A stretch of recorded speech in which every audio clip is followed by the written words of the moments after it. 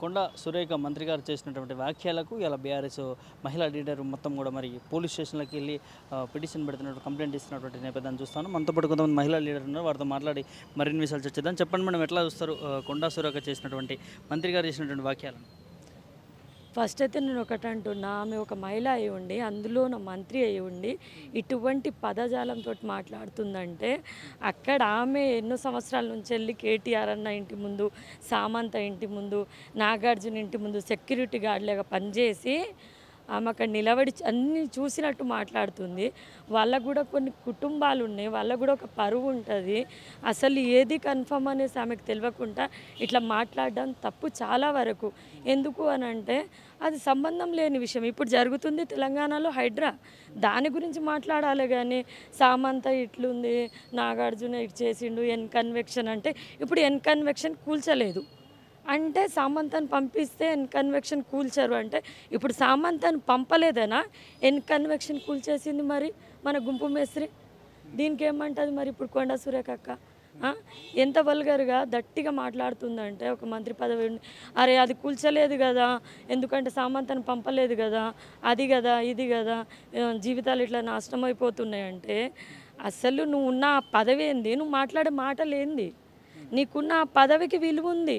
ఆ విలువ మర్చిపోయి మరీ నువ్వు ఇంత దిగజారి ఒక మహిళ మంత్రివై ఉండి ఇంత చెండాలంగా మాట్లాడుతున్నావంటే ఈరోజు సాటి మహిళలకు మాకే మంచిగా అనిపిస్తలేదు.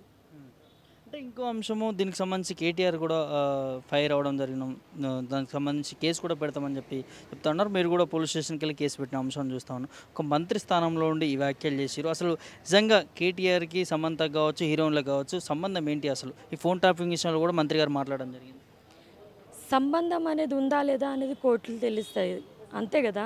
న్యాయమూర్తులు కానీ కోర్టులు కానీ ఇవన్నీ ఉన్నాయి కదా తేల్చడానికి. తనేమన్నా జడ్జా, లాయరా, లేకపోతే తనేమన్నా కోర్టా? అంతే, ఎలిగేషన్స్ వస్తాయి పోతాయి అందరిపైన. అంతేగాని ఆ ఎలిగేషన్ తీసుకొని తనే ఫైనల్ చేసినట్టు, జడ్జిమెంట్ ఇచ్చినట్టు, నాకేదో తెలుసు, నేనేదో దగ్గరున్నా, నేనేదో చూసేసిన అన్నట్టు మాట్లాడడం చాలా వరకు తప్పే కదా. ఎవరైనా పరువే కదా పోయేది. అంటే పరువు పోతే పరువు నష్టం దావా వేయరా? ఇప్పుడు నాగార్జునకు ఒక ఫ్యామిలీ లేదా, సమంతకు వేరే ఫ్యామిలీ లేదా? ఎవరికి వాళ్ళ ఫ్యామిలీస్ ఉంటాయి, వాళ్ళ ఫ్యామిలీస్ ఇవి హట్ కాదా? వాళ్ళు పరువు నష్టం దావా వేస్తే ఏం చేస్తుంది? ఎక్కడికి వెళ్ళి ఈమె అర్జీ పెట్టుకుంటుంది అప్పుడు? మరి చెప్పరా? మరి రామన్నకు ఫ్యామిలీ లేదా? వాళ్ళు ఈమె పైన కేసు చేయరా? పరువు నష్టం దావా వేయరా? వేస్తే అప్పుడు ఎక్కడికి వెళ్తుంది ఈమె? ఇప్పటికి మాట్లాడుతూ కూడా కేటీఆర్ని వదిలిపెట్టనని మాట్లాడుతూ ఉంది మంత్రి. ఏం చెప్తారు? అసలు రామన్న ఇది నిజం కాదని తెలుసు. ఇది తేలిన తర్వాత మేమే ఆమెను వదిలిపెట్టాము. ఎందుకంటే ఆమె చెప్పే మాటలన్నీ అబద్ధము. ఆమె మా సెక్యూరిటీ గార్డ్ అక్కడ వచ్చి రామన్న వీళ్ళందరూ కలుస్తూ ఉంటే చూసిందా? చూడలేదు కదా. అట్లాంటప్పుడు మరి ఎందుకు చెప్పడం? అంటే మంత్రికి మరి ఎందుకు ఈ విధంగా వ్యాఖ్యలు చేయడము? అసలు ఎలాంటి సంబంధం లేదని మీరు అంటా ఉన్నారు. మరి ఇలా ప్రశాంతమైనటువంటి వాతావరణంలో ఇలాంటి చర్చకు తీసుకురావడానికి కారణం ఏముండొచ్చు? ఎందుకు అని అంటే వాళ్ళు ఇచ్చిన 6 గ్యారెంటీలు అయితే ఎప్పుడు వాళ్ళు నెరవేర్చలేరు కాబట్టి ఏదో ఒకటి టాపిక్ డైవర్ట్ చేయాలి కదా వాళ్ళు. ఆ డైవర్ట్ చేయాలి కాబట్టి తీసుకొని వస్తున్నారు అంతే. హైడ్రాని తీసుకొని వచ్చిండ్రు, 6 గ్యారెంటీలు పక్కన పెట్టిండ్రు, ఇప్పుడు ఇది తీసుకొని వచ్చిండ్రు, మళ్ళా 6 గ్యారెంటీలు పక్కన పెట్టిండ్రు. ఎప్పుడైతే వీళ్ళు ఖాళీగా ఉంటారో ప్రజలు వీళ్ళని ప్రశ్నిస్తున్నారు. రుణమాఫీ ఎక్కడైంది, 2500 ఎక్కడున్నాయి, మీరు ఇచ్చే అన్ని పథకాలు, గ్యాస్ 500 ఎక్కడుంది, కొత్త రేషన్ కార్డులు ఎక్కడున్నాయి అనేసి వీళ్ళు అడుగుతారు. కాబట్టి ఏదో ఒక టాపిక్ తీసుకొని రావాలి కదా. అందుకనేసి ఇప్పుడు ఈ టాపిక్ తీసుకొని వచ్చింది. కొంతమంది కాంగ్రెస్ నేతలు ఖండిస్తున్నటువంటి అంశాన్ని చూస్తాను. ఇలా మాటలు మాట్లాడకూడదు, దీన్ని ఇక్కడితో వదిలేయాలని చెప్పి కూడా పీసీసీ మహేష్ కుమార్ గౌడ్ కూడా మాట్లాడడం చూస్తాను. దీన్ని ఎట్లా చూస్తారు? అవును, ఎందుకు అని అంటే ఒక మహిళ మంత్రి అయి ఉండి అటువంటి ఒక మంచి పొజిషన్లో ఉండి ఇట్లా చిల్లర రాజకీయాలు చేయొద్దు కదా. అందుకనేసి వాళ్ళు అనడం ఏంది, చాలామంది మహిళలే మేమే వ్యతిరేకిస్తున్నాము. ఆమె ఎంత చెండాలంగా మాట్లాడుతుంది, అన్నిటికి సంబంధం ఉంది, ఏదో కన్వెక్షన్ కూల్చలేదంటే ఇప్పుడైతే కన్వెక్షన్ కూల్చేసిండ్రు అంటే నేను అడుగుతున్నా ఎవరిని పంపలేదని కన్వెక్షన్ ఇప్పుడు కూల్చిండ్రు అంటే మీరు రేవంత్ రెడ్డికి చెప్తా ఉన్నారు ఇది? అంతే కదా. మరి ఇప్పుడు ఎవరిని పంపలేదని కన్వెక్షన్ కూల్చలేదని మాత్రం కాంగ్రెస్ ప్రభుత్వం కూల్చింది. కాంగ్రెస్ ప్రభుత్వం కూల్చింది. అప్పుడైతే కూల్చలేదన్నారు, మరి ఇప్పుడు ఎవరిని పంపలేదని కన్వెక్షన్ కూల్చలేదు అంతే కదా. ఆమె అడిగిన దానికి ఇది ఆన్సర్, అంతేగాని చెప్పాలని అయితే చెప్తలేం కదా.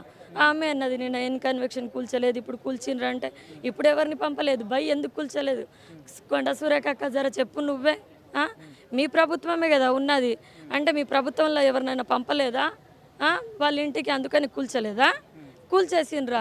మంత్రి మాట్లాడుతూ కూడా హీరోయిన్లకు సంబంధించి కేటీఆర్ వల్లే త్వరగా వాళ్ళు పెళ్లి చేసుకొని వెళ్ళిపోతా ఉన్నారు, వాళ్ళ జీవితాలను ఖరాబ్ చేసిందని చెప్పి మాట్లాడారు. ఎవరికి పెళ్ళి ఎప్పుడు రాసి ఉంటుందో వాళ్ళు అప్పుడే చేసుకుంటారు, కానీ ఎవరికి భయపడి ఇప్పుడున్న ఈ సమాజంలో అట్లా అయితే చేసుకోరు. ఆమె చెప్పే మాటలకి అస్సలు పొంతననేదే లేదు. ఎందుకు అనంటే ఆమె పెళ్లి చేసుకోవాలనిపించింది, వాళ్ళు చేసుకున్నారు. ఆ పెళ్ళికి ఈయనకి ఏంటి సంబంధం?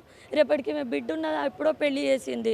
ఆ బిడ్డ పెళ్ళికి ఎవరికైనా ఏమన్నా సంబంధం ఉంటుందా? ఆమె పెళ్లి సమయం వచ్చింది, వాళ్ళు చేసుకున్నారు. అన్నిటికీ రీజన్ అయితే రామన్న కాదు కదా.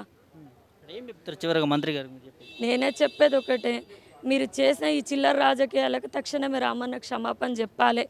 ఎందుకు అనంటే మీరు చేసింది మొత్తము అబద్ధపు మాటలు, చిల్లర రాజకీయాలు.